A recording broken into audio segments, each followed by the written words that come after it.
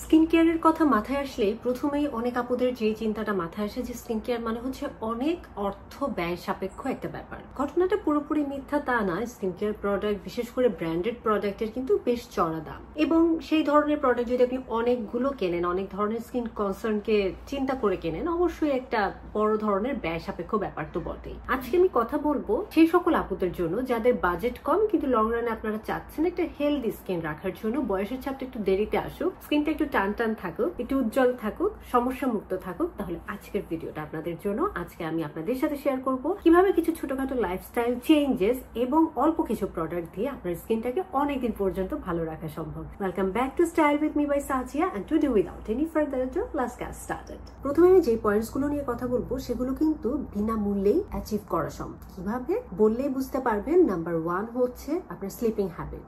Believe it or not, sleeping হ্যাবিটটা চেঞ্জের মাধ্যমে আপনার স্কিনে একটা ম্যাজিক্যাল রেডিক্যাল চেঞ্জ আনা সম্ভব। কিভাবে সেটাও একটু ছোট করে ব্যাখ্যা করি। একদম সাধারণ ভাষায় যদি বলি, আমরা যতটুকু সময় নিরবিচ্ছিন্নভাবে ঘুমাই, সেই ঘুমের সময়টাতেই আমাদের স্কিনের অধিকাংশ জিনিস রিপেয়ার হয়ে যায়। আপনি প্রোডাক্ট ব্যবহার করেন বা না করেন, সৃষ্টিকর্তা প্রদত্ত আমাদের শরীরের যে হরমোনাল প্রক্রিয়া বলেন, হিলিং প্রক্রিয়া বলেন, যে কোনো ধরনের কোলাজেন বুস্টিং বলেন, সেল রিনিউয়াল প্রসেস বলেন, সবকিছুই সম্পন্ন হয় আমাদের ঘুমের সময়টাতে। তো আপনি যদি 7 থেকে 8 ঘন্টা প্রতিদিন নিরবিচ্ছিন্নভাবে সুন্দরভাবে ঘুমাতে পারেন, আপনার 1000 টাকার স্কিন কেয়ার প্রোডাক্টের প্রয়োজন নাই। আপনার স্কিন অটোমেটিক্যালি হিল হবে। Believe it or not, it's magical. আপনি ঠিকমতো ঘুমানোর সময়টা ফিক্স করে দেখেন। আপনি ঘুমানোর আগে ল্যাপটপ দেখা, মোবাইল দেখা, একটু ফেসবুকিং করা, একটু নেটফ্লিক্স করা, এই টাইমটা আস্তে আস্তে কমিয়ে আনেন। আপনি যদি একটা ঠিক স্লিপিং প্যাটার্নে অভ্যস্ত হতে পারেন, আপনার স্কিনের অর্ধেক সমস্যা দূর হয়ে যাবে। সে আপনার অ্যাকনি পিম্পলের সমস্যা হোক, রাতেই আপনার হিলিং প্রসেসটা হবে। আপনার এইজিং প্রসেস চলে আসছে,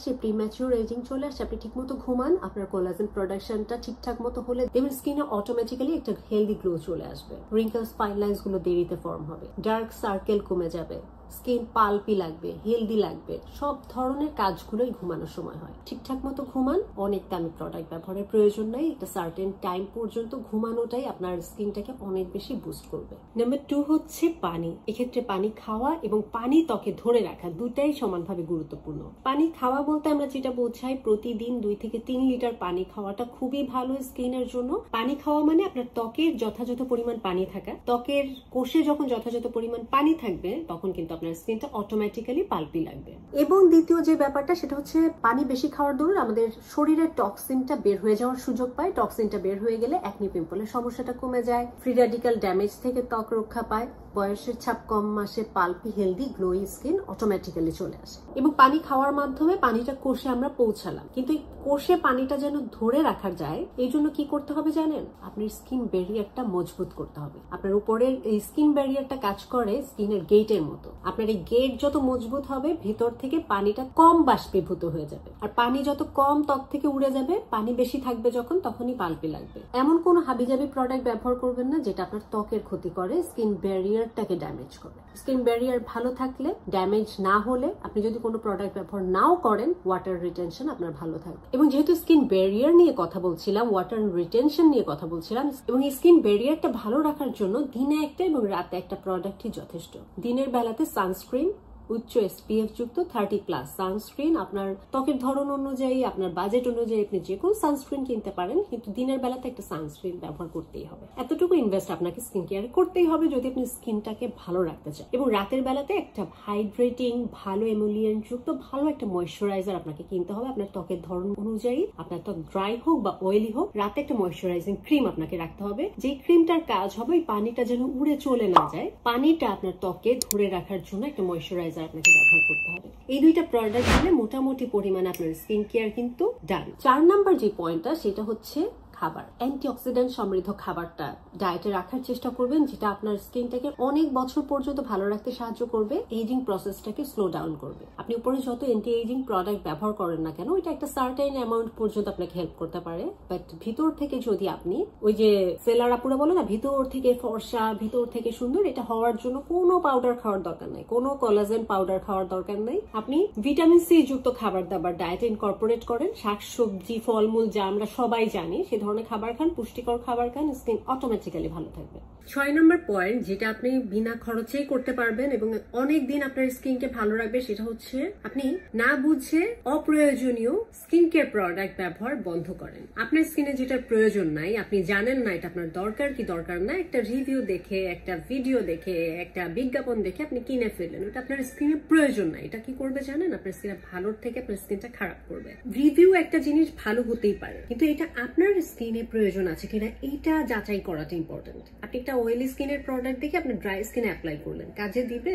দিবে না। হয়তো ব্রাইটনেস এর জন্য আপনি একটা অ্যাসিড ব্যবহার করছেন, কিন্তু ওই অ্যাসিডটা আপনার স্কিনকে আরো ড্রাই করে দিতে পারে। সেই ড্রাইনেস থেকে আপনার ফ্লেকিনেস, ডেড স্কিন সেল বেশি প্রডিউস হতে পারে, এইজিং চলে আসতে পারে। একটা ব্র্যান্ডেড প্রোডাক্ট, একটা অনেক ভালো প্রোডাক্ট একটা মানুষের ত্বকের জন্য সুইটেবল হলেও আপনার জন্য হয়তো সেটা সুইটেবল না। তো যখন আপনি কনফিউশনে আছেন, 100% শিওর না হয়ে কোনো ধরনের স্কিন কেয়ার প্রোডাক্ট স্কিনে ব্যবহার করবেন না। এতে হিতে বিপরীত হবে, বিলিভ মি। আপনার অর্থ যাবে, সময় যাবে, এফোর্ট যাবে, স্কিনও যাবে। স্কিন কেয়ার রুটিনটা যদি আপনি না বুঝতে পারেন, বিগিনার হন, সিম্পলিফাই করেন, সাধারণ ভাবে করেন, এতে স্কিন অনেক দিন পর্যন্ত ভালো থাকবে। তারপরের টিপটা খুবই গুরুত্বপূর্ণ। আমাদের বয়স যত বাড়তে থাকে, আমাদের কোলাজেন প্রোডাকশনটা শরীরে কম হতে থাকে। আমাদের বিভিন্ন ধরনের ভিটামিন ডিফিসিয়েন্সি হতে পারে। অনেকের দেখা যায় ভিটামিনের কোনো অভাবের দরুন চুল পড়ে যাচ্ছে, স্কিনের ফাইন লাইন্স, রিঙ্কেলস চলে আসছে, চোখের নিচে ডার্ক সার্কেল ফর্ম করছে। এগুলো কিন্তু বয়সের সাইন অফ এজিং। তো এক্ষেত্রে আন্দাজে কোনো সাপ্লিমেন্টস খাওয়া একদমই যাবে না। আপনি কোনো ডক্টরের পরামর্শ নিয়ে ব্লাড টেস্ট করে দেখে বুঝে তারপরেই আপনার আসলে সাপ্লিমেন্ট গ্রহণ করতে হবে যদি প্রয়োজন হয়। তো বয়স বাড়ার সাথে সাথে আমাদের শরীরের জন্য সাপ্লিমেন্টের প্রয়োজন হতে পারে, কিন্তু এটা আমরা কোনোভাবেই ডিসাইড করতে পারবো না গুগল দেখে, ভিডিও দেখে, সেলার আপরদের কথা শুনে। এই জন্য অবশ্যই আপনার একটা ডক্টরের সাথে কথা বলে টেস্ট করে দেন আপনি সাপ্লিমেন্টটা গ্রহণ করতে পারেন। বাট সাপ্লিমেন্ট লাগতে পারে একটা সার্টেন বয়সের পরে, কিন্তু সেজন্য আপনাকে ডক্টর দেখায় সাপ্লিমেন্ট খেতে হবে। এবার চলুন কথা বলা যাক কিভাবে স্কিন ভালো রাখার জন্য, দীর্ঘদিন ভালো রাখার জন্য একটা simple skin care routine maintain করা যায়। নাম্বার 1, আপনাকে ফেস ওয়াশের জন্য একটা মাইল্ড জেন্টাল ক্লিনজার বেছে নিতে হবে।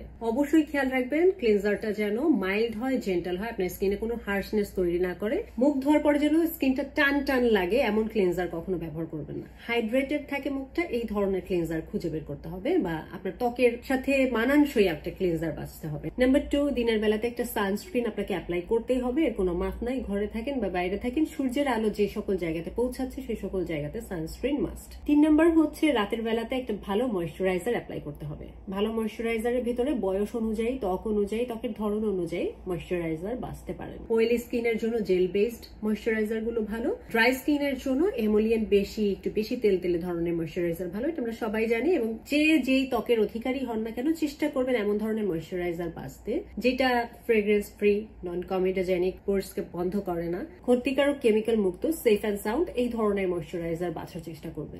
এবং সর্বোপরি আপনাদের যেটা করতে হবে, মনটাকে একটু স্ট্রেস ফ্রি রাখতে হবে। এই যুগে এটা খুব টাফ, আমি জানি, কোনো মানুষই স্ট্রেসের ঊর্ধ্বে না, কিন্তু স্ট্রেসের মাধ্যমে কর্টিসল নামক একটা হরমোন আমাদের শরীরে নিঃসরিত হয়, যেটা নিয়ে আমি একটা ডিফারেন্ট ভিডিও করেছি, লিঙ্ক আমি দিয়ে দিব, আপনারা চেক করে দেখতে পারেন কিভাবে এই কর্টিসল হরমোনটা আমাদের অজান্তেই, আমরা জানছি না, কিন্তু আমাদের বয়সের ছাপটা আমাদের ত্বকে নিয়ে আসছে। তো স্ট্রেস ফ্রি যদি আপনি একটু থাকতে পারেন, ঘুমটা ঠিকঠাক করতে পারেন, খাওয়া দাওয়াটা মোটামুটি আমরা যেভাবে খাই ব্যালেন্স ডায়েট, অ্যান্টিঅক্সিডেন্টটা বেশি থাকবে, ভালো একটা ময়েশ্চারাইজার, ভালো একটা সানস্ক্রিন, এবং তার সাথে টুকটাক একটু স্কিন কেয়ার করতে পারলে দীর্ঘদিন পর্যন্ত স্কিন ভালো রাখা সম্ভব। স্কিন ভালো রাখার জন্য 10 step skin care, Korean skin care, এইটা সেটা অনেক কিছু ব্যবহারের প্রয়োজন নাই। এবং বুঝতে না পারলে একদম সিম্পল স্কিন কেয়ার করেন, এটাও ভালো। না বুঝে উল্টাপাল্টা প্রোডাক্ট কিনে ব্যবহার করেন না। ত্বকটা আসলে এমন একটা জিনিস যেটা একবার নষ্ট হয়ে গেলে আবার ঠিকঠাক করতে অনেক সময় লাগে, কিছু কিছু ক্ষেত্রে তো অসম্ভবই বটে। তাই ত্বকের যত্ন নেওয়ার জন্য এর উপরে জুলুম করবেন না। লাইফ বলেন, স্কিন কেয়ার বলেন, যত সিম্পল রাখবেন তত এটাকে ভালো রাখা সম্ভব, বেটার টেক কেয়ার করা সম্ভব। আর কোনো কোয়েশ্চেন থাকলে আমার কমেন্ট সেকশনে লিখে জানাবেন, এবং এই ধরনের আর ভিডিও পেতে আমার ইউটিউব চ্যানেলটিতে সাবস্ক্রাইব করতে ভুলবেন না। That's all for today. See you on my next video. Till then, stay safe and spread the awareness. Thanks for watching. Take care. Goodbye.